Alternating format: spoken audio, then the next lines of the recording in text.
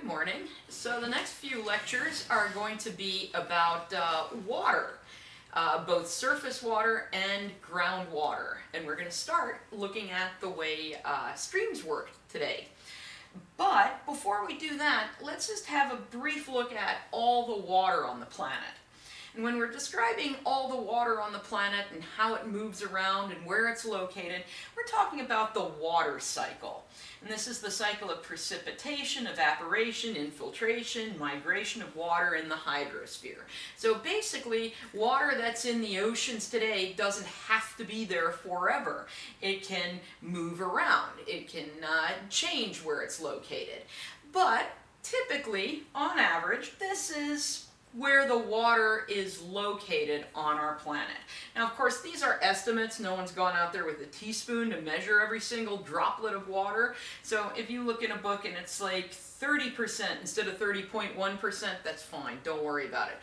The big picture is the total water, most of it is in the oceans. So it's going to be salty. Of the water on the planet, just this tiny little sliver is fresh water. Then when we look at the fresh water on the planet, most of it is ice. Most of it's stuck in glaciers in Antarctica and Greenland. And then if we're looking at the liquid water, the liquid fresh water is underground, trapped in the rocks beneath our feet. And so the surface water that we have, it's just this small little fraction of that. So the big idea to take away from this is most of the water on the planet is salty, most of the fresh water is ice, and of the liquid fresh water, most of it is groundwater. But like I said, this water is always moving around. These water molecules that are in the oceans today can get evaporated and go into the atmosphere. It can rain and join streams or lakes. It can go underground and be part of the groundwater for a while. Water is constantly moving and changing where it's located on the planet. And that's the big idea of the water cycle. And no, you don't have to memorize each one of these little things, but you do need to remember that water on the planet is always moving around. So what we're going to look at then in this lecture is surface water, in particularly streams. And a stream is surface water that flows in a confined channel. So in this case, the water is moving, that's what flowing means, and it is in a very specific place. That's this confined channel. When it leaves that confined channel, then we have a flood. Now, a stream refers to any size body of water that's flowing in a confined channel. It could be the little creek behind your house. It could be the Mississippi or the Amazon. So we describe these streams in different ways. And one thing we can look at in a stream is what its drainage basin is. And that's the geographic area drained by a river and its tributaries. And a tributary is a smaller stream that flows into a larger one. So if we have something like the Mississippi, which is one of these major streams, very big system, it has a large drainage basin. And that means the water flowing down here in Louisiana could have begun all the way up here in Montana and flowed through all these different tributaries. And so all of this is where that river gets its water from. And this is important to us because when we start looking at floods, you could be down here and have a flood even if you don't have any rain, because all the water is coming from up here. And if they end up getting extra water, that flood is going to come down that way. So it's important to know the drainage basin of your stream in order to understand how it's going to behave. Now, when we're looking at streams, they also have a number of other characteristics. And these become important when we start looking at how much a stream is going to erode. Streams are very, very effective agents of erosion. They shape and sculpt Earth's surface. And how good they are at this can depend on some of these other characteristics of streams. One of those is the gradient. The gradient is the slope of the stream channel. So how much of an angle it's flowing down. And this can affect how fast the water flows and how much the stream erodes its channel. We look at the velocity, which is how fast the water is flowing in the river. And velocity is not constant throughout the entire stream system. In some areas, the water will be flowing faster than others. So in the darker blue, that's our fastest velocity. So if you have a straight part of a stream, the fastest water basically flows in the center part of that channel. It's slower around the edges, and that's because there's friction between the channel and the water that's holding it back, it's slowing it down. Now, if you have a stream that's curving like this, the fastest velocity ends up at the outside of that curve. So you get the outside water is flowing the fastest. At the inside part of the curve, it's flowing slower. And this affects where erosion of sediment and deposition of sediment occurs. Where the river is flowing faster, it tends to erode. Where it's flowing slower, it will deposit sediment. Another characteristic we look at of streams is discharge. This is the volume of water flowing past a certain point in a stream. And these are measured by stream flow gauges all along a river system. It's typically measured in cubic feet per second, looking at how many cubic feet flow past a certain point in that river every second. And this is very variable. This varies based on season. Oftentimes rivers will have a higher discharge when the snow is melting in springtime, or if it's a rainy season, or if you've just had a storm event. But discharge fluctuates quite a bit. Now, streams, I earlier said they're very effective agents of erosion. They pick up a lot of sediment and drop off a lot of sediment as they flow from their beginnings to their end. And how they transport sediment is in 3 different ways. First of all, there's the dissolved load. The dissolved load is the material in solution. So it's stuff that dissolved in the water, typically things like salt, right? We know that salt dissolves in water very easily. Well, there's some other ions that dissolve easily in water as well, and those will get carried in that stream to the oceans. There's also the suspended load. The suspended load is material that's light enough for the stream current to keep it elevated without dropping it or having it touch the bottom of the stream channel for a long, long time. This is usually going to be silt and clay-sized particles, and this is what can make streams very muddy if they have a high suspended load. And then there's the bed load, and the bed load is the stuff that bounces or rolls along the bottom of the stream channel. So that's what we're seeing in this diagram right here. There's going to be the dissolved load that's basically hidden, it's dissolved in that water. There's the small particles that are small and light and basically, I hate saying float in the water, but they're light enough that the current keeps carrying them without dropping them. And then we have this bed load where the stuff is rolling and bouncing on the bottom of the stream channel.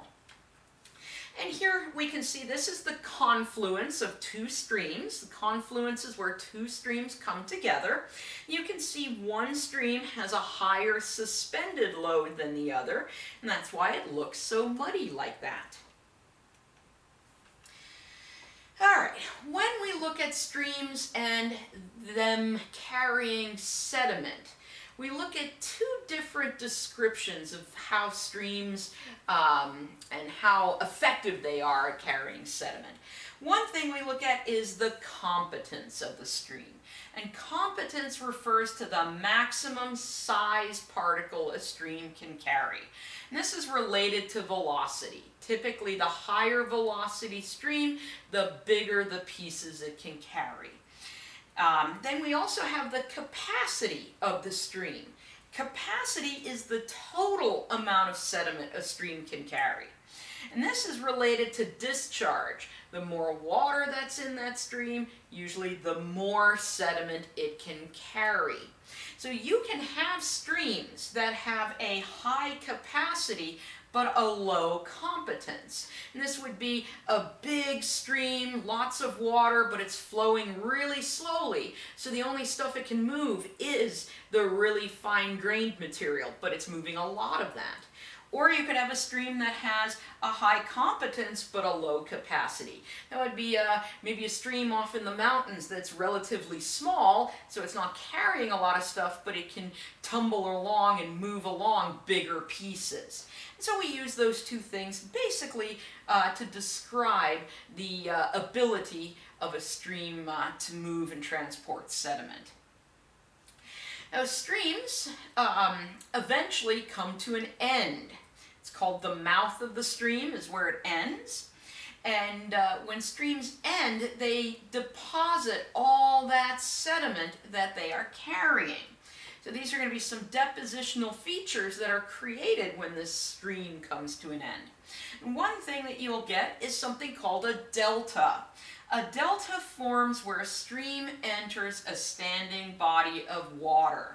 What we're seeing right here, this is the Nile Delta, so there's the Nile River flowing, and then it reaches the Mediterranean Sea, and it's depositing all this sediment there.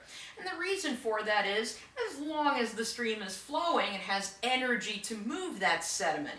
But once it reaches standing water, no energy or very low energy, all that sediment gets dropped off.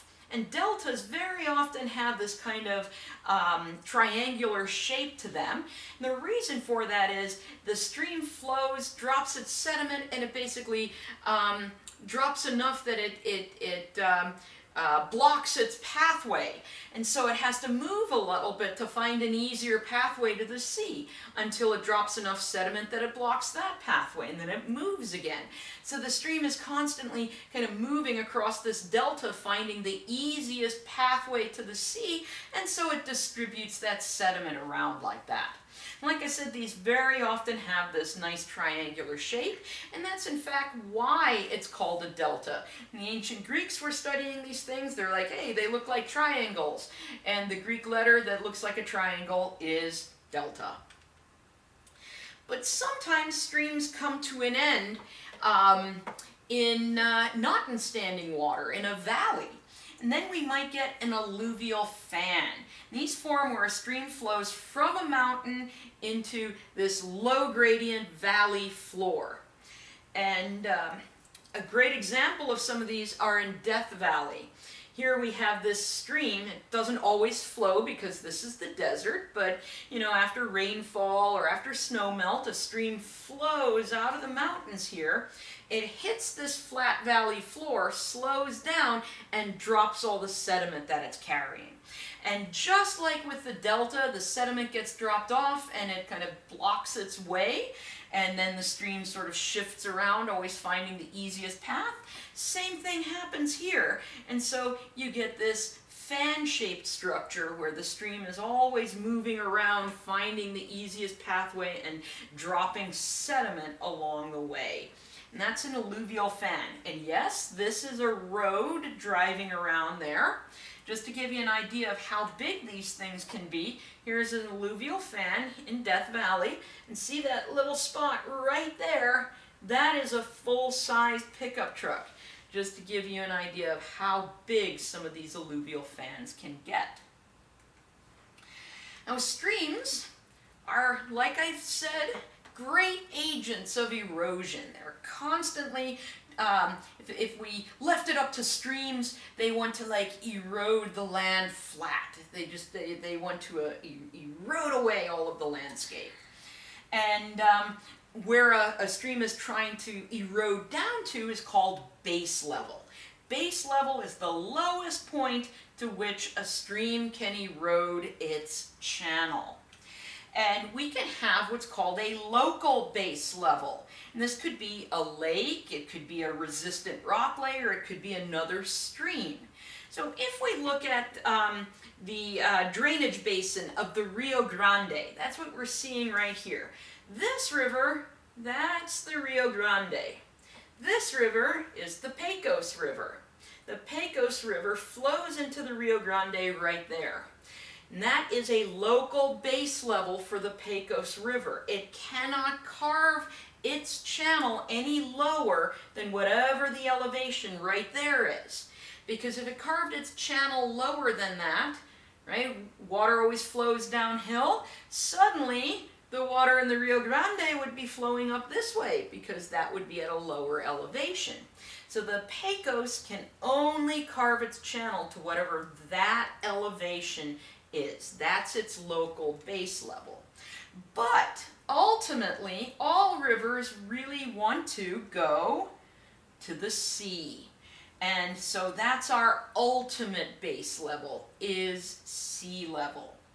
And so if we look again at the Rio Grande drainage basin, the Rio Grande flows all the way out here to the Gulf of Mexico. That's the ultimate base level. Ultimately, the Rio Grande wants to carve itself down to that level.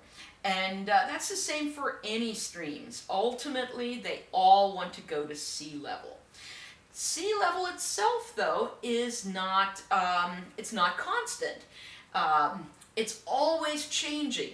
When we look throughout geologic time, sea level has gone up and down and up and down. And as sea level changes then, base level changes, and that will affect which areas of the stream have erosion occurring and which areas of the stream have deposition occurring along them.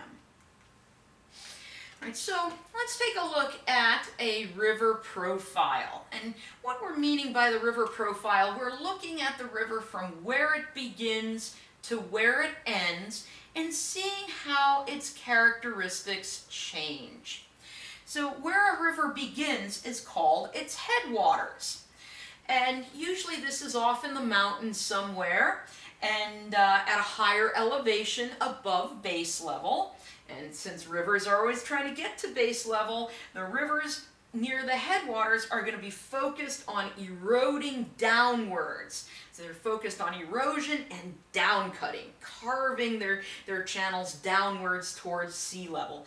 And this is why when we're closer to the headwaters of streams, we usually have these narrow V-shaped canyons.